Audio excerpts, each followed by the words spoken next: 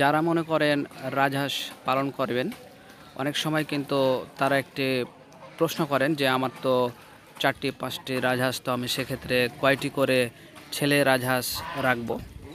তো সেক্ষেত্রে তাদের জন্য আমার একটি পরামর্শ যে আপনি যদি 6টি 7টি বা 10টি পর্যন্ত আপনি রাজহাঁস পালন করেন, তাহলে সেক্ষেত্রে আপনার ছেলে রাজহাঁস রাখার কোনো দরকার নেই।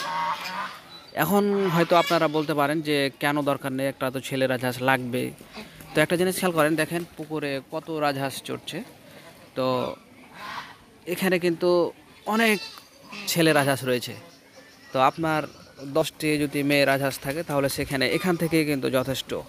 অর্থাৎ আমি বলতে চাচ্ছি, আপনার যদি আশেপাশে যদি কোনো ছেলে রাজহাঁস থেকে যায়, বা আপনার রাজহাঁস যদি অনেকগুলো থাকে আপনার বাড়ির আশেপাশে, তাহলে সেক্ষেত্রে আপনার ছেলে রাজহাঁসের কোনো দরকার নেই। এক্ষেত্রে আপনার খাওয়ার কস্টিংটা বাঁচবে। এবং যদি দেখেন যে আসলে আপনার বাড়ির আশেপাশে কোনো ধরনের কোনো হাঁস নেই, আশেপাশে অনেক দূরে রয়েছে, সেক্ষেত্রে কিন্তু আপনি মনে করেন প্রায় 12টিতে একটি করে রাখলে যথেষ্ট। প্রায় 6টিতে একটা রাজহাঁস রাখবেন, তাহলে হবে। যদি একবারে না থাকে আর কি টোটালি। আর যদি এরকম পুকুর ভর্তি বা বাড়ির আশেপাশে যদি আপনার রাজহাঁস থাকে, তাহলে সেক্ষেত্রে আপনার 10টি রাজহাঁসের জন্য একটি রাজহাঁস রাখার কোনো দরকার নেই। সেক্ষেত্রে আপনি কিন্তু একটি ভালো ফিডব্যাক পাবেন। দেখেন কতগুলো রাজহাঁস, এখানে কিন্তু অনেক ছেলে রাজহাঁস রয়েছে।